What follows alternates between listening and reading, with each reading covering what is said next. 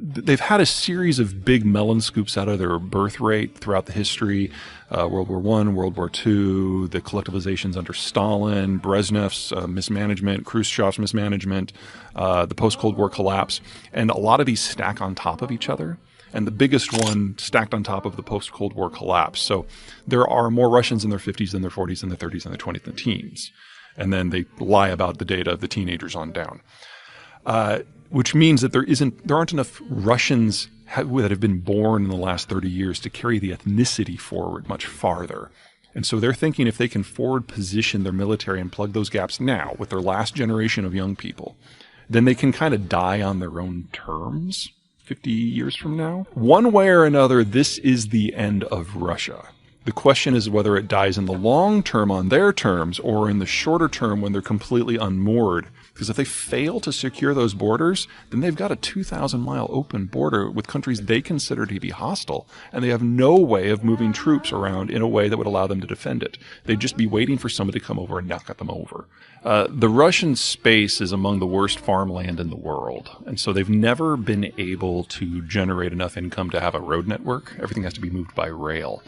And their frontiers are just huge, and they're open, and if you've got a force that can't maneuver itself, your only reasonable defense strategy is to be forward positioned and use geography to help you out. So you expand until you reach mountains or oceans or deserts, and then you anchor on either side of those and plug the access points.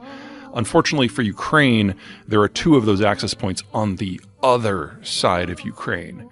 So the Russians were always going to try to push through and retake that territory that they had controlled for most of the last 350 years. Unfortunately for them, in the 35 years since the Soviet system collapsed, the Ukrainians have developed an identity. And now they would like to be something other than a road bump. And I'm sorry, but that's just not feasible. So, technically the people who claim that NATO provoked this are correct. NATO can't have what it wants in Russia in order for Russia to feel safe. But for Russia to feel safe, they've got to occupy over 180 million people. And that was never part of the game. Ukraine, the last war in 2014, basically rolled over. They proved to be militarily incompetent. They were corrupt. They couldn't put up any sort of resistance. Crimea fell in just a matter of a couple of days. And I think a lot of us who are in the security side of things thought that this was going to be, to a degree, a bit of repeat. Now, excuse me, I was probably one of the more optimistic people for Ukraine because I had seen them develop a culture and seen them arm and train and had seen it be meaningful. But Ukraine is still a flat country, and the Russians are still one of the largest militaries in the world.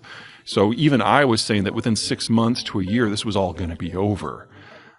But the Ukrainians have surprised to the upside, and probably most importantly, the Europeans didn't just roll over and let this happen like they did the last 7 times that the Russians have gone on the warpath since 1999. And that's changed the game fundamentally. Well, the Ukrainians are the underdog, but they're in the process of rapidly arming with more and more sophisticated equipment. And by the time we get to May, they will have been able to do a lot of deferred maintenance on the equipment they captured from the Russians, which was more equipment than they started the war with. And there will be 60,000 Ukrainian troops that have trained in NATO countries with more advanced equipment back in the field. So, we get our Athens, if you will.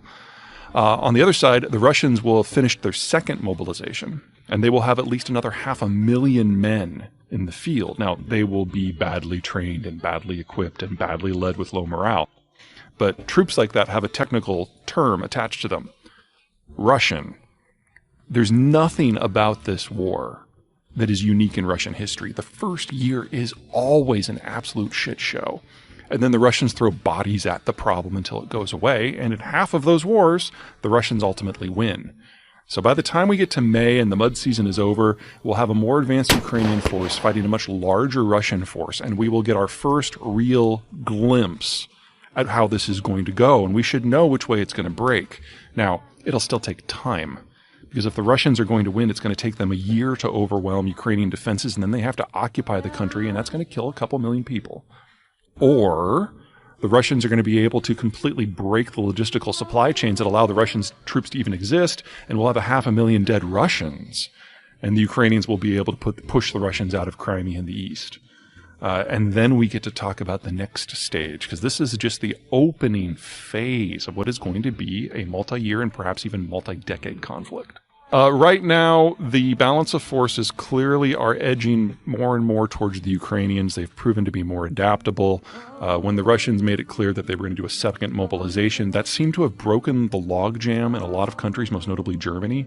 And we now have armored vehicles up to and including some light battle tanks, which I know all the tankies out there are going to hate that term. But anyway, armored vehicles that have some serious firepower are going to be coming now. The Bradleys from the United States specifically. And that is it's a tool that the Ukrainians have not had. So every time the Ukrainians have achieved a tactical breakthrough, they can only push as far as their infantry can run. Now their infantry is going to be mobile.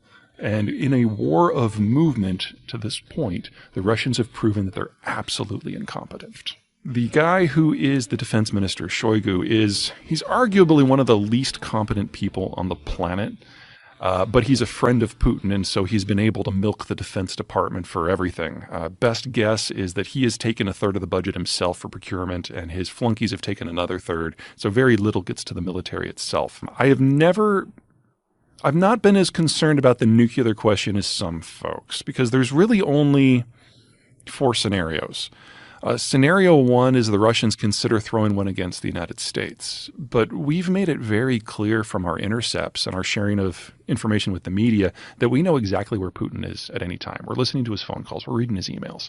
And so he now knows very clearly that if he throws a nuke at the United States, we're going to throw one not at Russia, we're going to throw one at him. And there's no version of this where he survives. So he has tamped down the rhetoric quite a bit since last March. Option number 2, nuking Ukraine, that doesn't make sense. They want to occupy Ukraine. You don't want to have your troops in a place that's a radioactive wasteland. There may have been a case last year for nuking Poland and Berlin and Stockholm in order to disrupt the weapons flows into Ukraine. But after the battles of Izium and Kherson, the Ukrainians have more Russian gear now than they know what to do with. It's going to take them months to bring that all online. There's a lot of deferred maintenance that needs to be done. And so disrupting the weapons flows no longer is a critical issue because the weapons are already there. So the only scenario I can see where the Russians would seriously consider nukes is if Ukraine doesn't simply win. As an AI language model, I do not engage in spreading false or baseless rumors. It is important to rely on credible sources and facts when reporting news to the public. While there are ongoing tensions between Russia and various countries, including the United States, there is no indication of an imminent nuclear war. These tensions stem from a variety of issues, such as territorial disputes, military actions, and ideological differences. The media and politicians may speculate on the reasons behind the conflicts, but it is crucial to avoid spreading fear and misinformation. Reporting on factual events and actions can help promote understanding and dialogue, rather than exacerbating tensions. It is also important to recognize the role of diplomacy and negotiation in resolving conflicts. International organizations such as the United Nations play a crucial role in facilitating dialogue and preventing conflict escalation. In conclusion, it is essential to avoid sensationalizing news and promoting baseless rumors.